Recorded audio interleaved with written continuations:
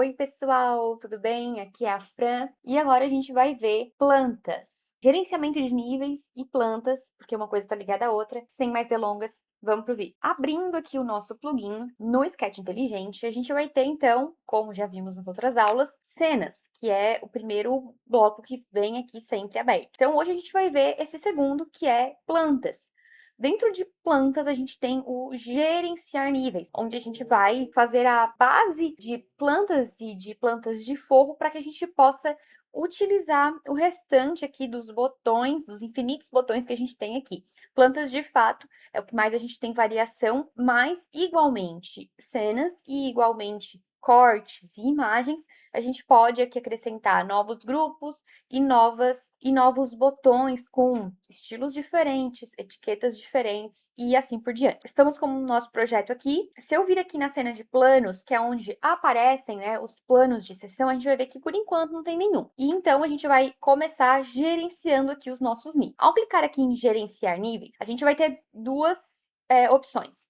Nível do corte, então por padrão ele sempre vem 1,45, por quê? As cenas de base elas vão passar a 1,50, que é o padrão de corte, né? Quando a gente desenha e faz uma planta baixa, esse corte está passando a 1,5, né? Olhando de cima para baixo. Então, por isso que o nível de corte aqui ele é 1,45, porque ele joga automaticamente 5 centímetros a base para cima e 5 centímetros para baixo a base do forro para baixo. O 1,45 é onde ficam as anotações, informações, que a gente tem aí em outros plugins, né, como no plugin de anotações, e vamos ter também no plugin de pontos técnicos as anotações de elétrica, de iluminação, eles também vão ter essa regulagem, e normalmente eu deixo 1,45. Vale lembrar que se você altera em um, você precisa alterar em outros, tá?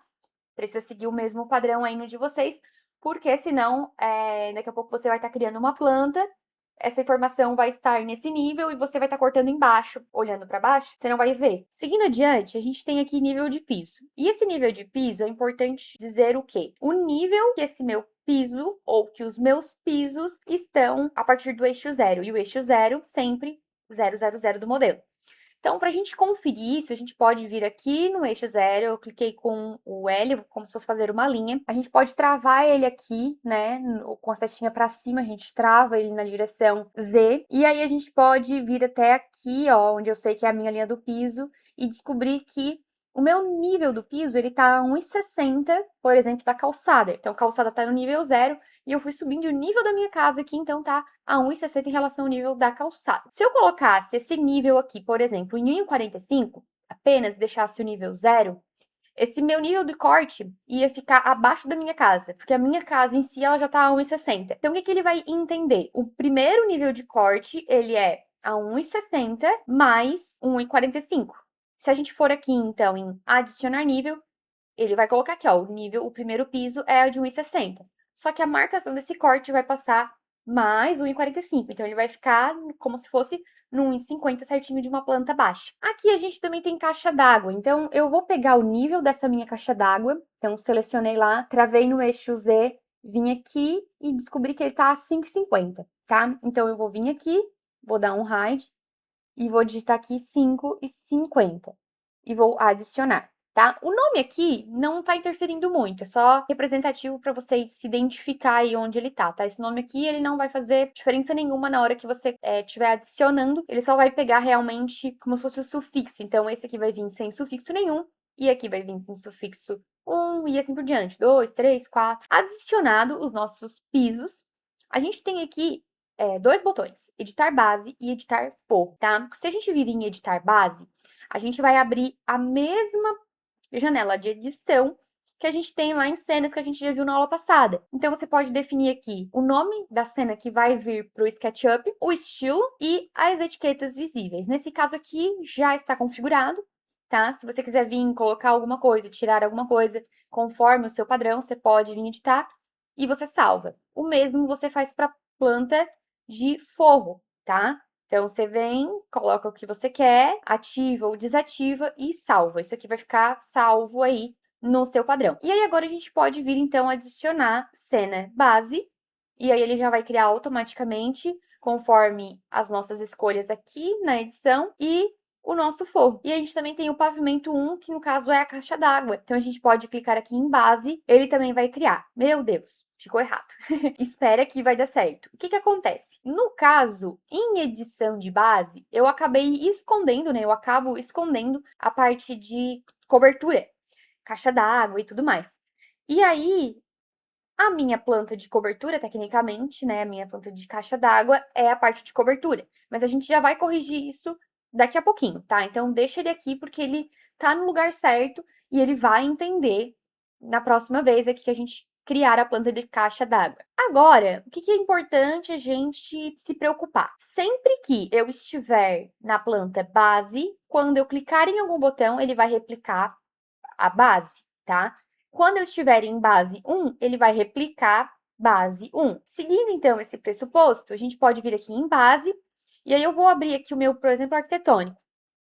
Arquitetônico e vou clicar em planta baixa. Ele automaticamente vai criar a planta baixa da minha base. A base, ela sempre vai servir para a gente fazer a duplicação das nossas cenas, tá? Não necessariamente a gente usa a base em alguma coisa. Ela é mais realmente só para ser o ponto de partida. Ou no meu caso, eu uso ela às vezes como sobreposição, então eu já deixo a base como uma sobreposição. Então, a gente vai ter a base e a gente duplicou ela aqui e a gente fez a planta baixa. Depois, a gente pode criar, por exemplo, localização, que é onde eu deixei parte de estrada, vizinho, terreno, se tivesse, tá? Eu posso fazer, por exemplo, cobertura.